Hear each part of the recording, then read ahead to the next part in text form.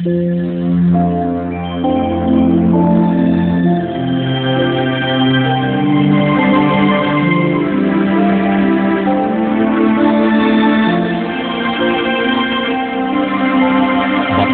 ang bumabasa at ang nangakikinig ng mga salita ng hula at tumutupad ng mga bagay na nangasusulat doon, sapagkat ang panahoy malapit na.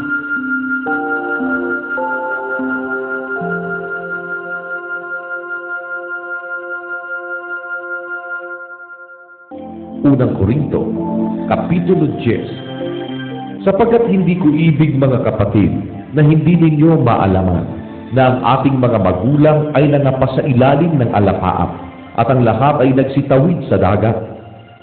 At lahat ay nangabautismuhan kay Moises sa alapaap at sa dagat.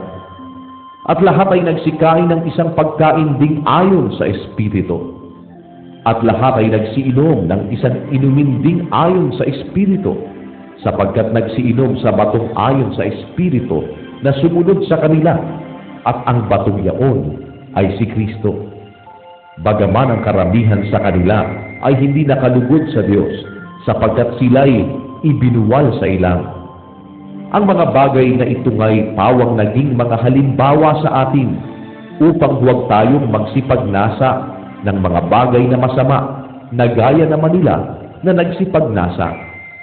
Ni huwag din naman kayong mapagsamba sa mga Diyos-Diyusan, gaya niyaong ilan sa kanila, ayon sa nasusulat, naupo ang bayan upang magsikain at magsiinom, at nagsitindig upang magsipagsayaw. Ni huwag din naman tayong makiapid, na gaya ng ilan sa kanila, na nangakiapid, at ang nangabuwal sa isang araw ay 23,000. Ni huwag din naman nating tuksuhin ang Panginoon, na gaya ng pagkatukso ng ilan sa kanila, at nangapahamak sa pamamagitan ng mga ahas. Ni huwag din kayong mga bulong-bulungan, na gaya ng ilan sa kanila na nangagbulungan at nangapahamak sa pamamagitan ng mga mangwawasak. Ang mga bagay na ito nga'y nangyari sa kanila na pinakahalimbawa at pawang nangasulat sa pagpapaalaala sa atin na mga dinatna ng katapusan ng mga panahon. Kaya't ang may akalang siya'y nakatayo, mag-ingat na baka mabuwal. Hindi dumating sa inyo ang anumang tukso, kundi yaong matitiis ng tao. Datapwat-tapat ang Diyos na hindi niya itutulot na kayo'y tuksuhin nang higit sa inyong makakaya, kundi kalakip din ng tukso ay gagawin naman ang paraan ng pag-ilag upang ito'y inyong matiis. Kaya, mga minamahal ko, magsitakas kayo sa pagsamba sa Diyos-Diyusan. Ako'y nagsasalitang tulad sa marurunong, hatulan ninyo ang sinasabi ko. Ang saro ng pagpapala na ating pinagpapala, hindi baga siyang pakikipagkaisa ng dugo ni Kristo? Ang tinapay na ating pinagpuputol-putol, hindi baga siyang pakikipagkaisa ng katawan ni Kristo? Bagaman tayo'y marami, ay isa lamang tinapay, iisang katawan, sapagkat tayong lahat ay nakikibahagi sa isa lamang tinapay.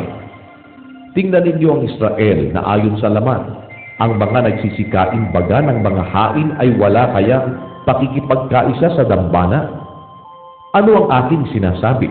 Na ang hain baga sa mga Diyos-Diyusan ay may kabuluhan? O ang Diyos-Diyusan ay may kabuluhan?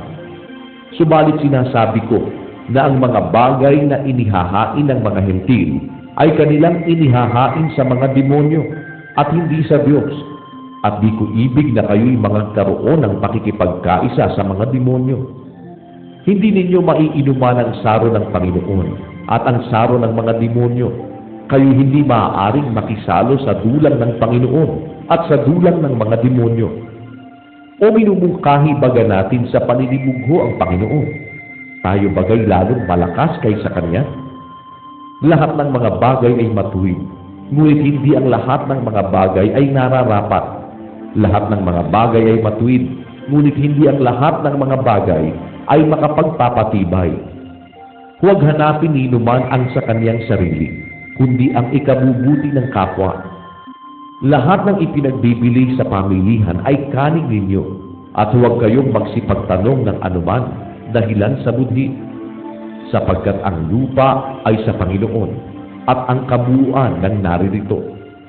Kung kayo'y aanyayahan ng isang hindi sumasampalataya at ibig ninyong pumaroon, ang anumang ihain sa inyo ay kanin ninyo, at huwag kayong magsipagtanong ng anuman dahilan sa budhi. Datapwat kung sa inyo'y may magsabi, ito'y inihandog na hain, ay huwag ninyong kanin, dahilan doon sa nagpahayag at dahilan sa budhi. Budhi, sinasabi ko, hindi ang inyong sarili, kundi ang sa iba, sapagkat bakit hahapulan ang kalayaan ng budhi ng iba? Kung nakikisalo ako na may pagpapasalamat, bakit ako'y aalipustain ng dahil sa aking ipinagpapasalamat? Kaya kung kayo'y nagsisikain man, o nagsisiinom man, o anuman ang inyong ginagawa, gawin ninyo ang lahat sa ikaluluwalhati ng Diyos. Huwag kayong magbigay ng dahilang ikatitisod sa mga Hudyo man, sa mga Grego man, o sa mga kaanib man ng Iglesia ng Diyos.